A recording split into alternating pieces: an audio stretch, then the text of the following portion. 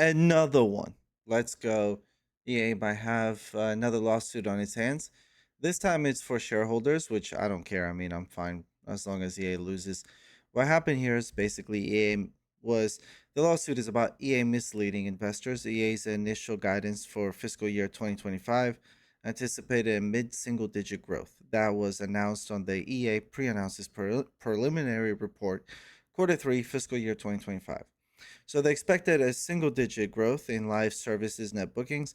However, the company now projects a mid-single-digit decline, with global football accounting for the majority. So FC25 has just been absolute, abysmal, and we all know why. I think we've seen enough clips, we've seen enough people play it. The scripting that's unheard of, the glitches in the beginning. Basically, there's always a scenario where you're guaranteed to score a goal. It's just become I mean, it's been that way for a while, but I think people are finally giving up on EA, which is it's about time. That's all I can say about that.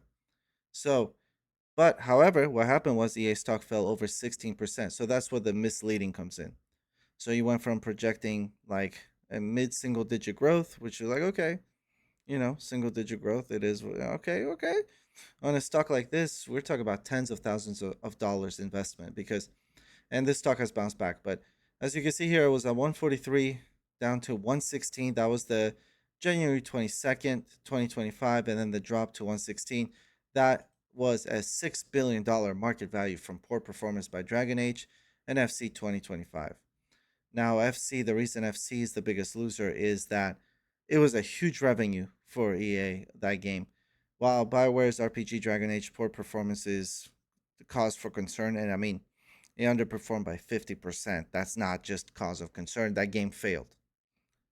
Analysis point to FC's 25's failure as a bigger cause.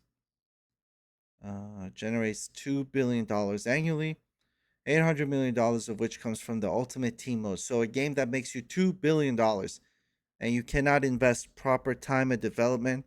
You can't iron out the glitches. It's just all about ripping your customers off for as much money as possible. Now, the other thing is stockholders don't care about that. They just want the biggest return. And that's okay, but now the enemy of my enemy is my friend. I don't like stockholders, but if you're suing EA and maybe if both of those lawsuits land, then maybe we could have something special. Maybe we could get that stock to drop even more. And maybe EA can then finally focus on what got them there. What got you there is not the shareholder, right? The shareholder is a byproduct of customers supporting your business. So when you're screwing over your customer nonstop, and now you're even, you take it to the next level, and now you're kind of misleading your investors, that's a real problem. But if both of those lawsuits land, because this is again this investigation phase for this quarter report right here, specifically, which I mean, there's obviously visual proof, but I don't know the ins and outs as I am not a lawyer. Needless to say. Apex as well, obviously still struggling. Apex is down to less than six-digit players. Dragon Age right here with 2,000 players right now. That's not what they're expecting. Again, less than 50% of what they originally thought. So December peak last 30 days is actually 4,000 players for a game that basically just came out. So these are the big issues. FC essentially every game they launched has been going straight to garbage. Um, I mean, I'm excited about that. I'm not an EA fan, so both of these lawsuits that one of them I talked in the previous video, if both of them follow through, then it could be a huge decline, as that does not look good to the public.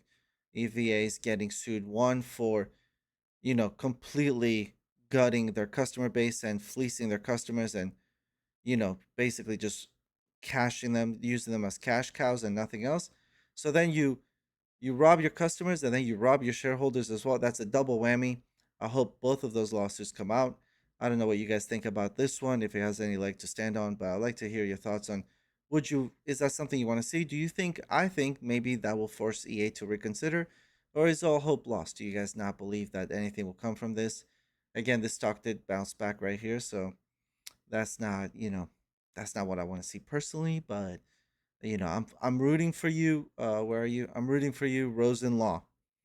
I'm rooting for you. You have a fan right here. Okay, so hopefully they both pan out, and maybe that create some sort of generational change. Because if that doesn't do it, it's up to the consumer now to just stop buying EA products because they're not good.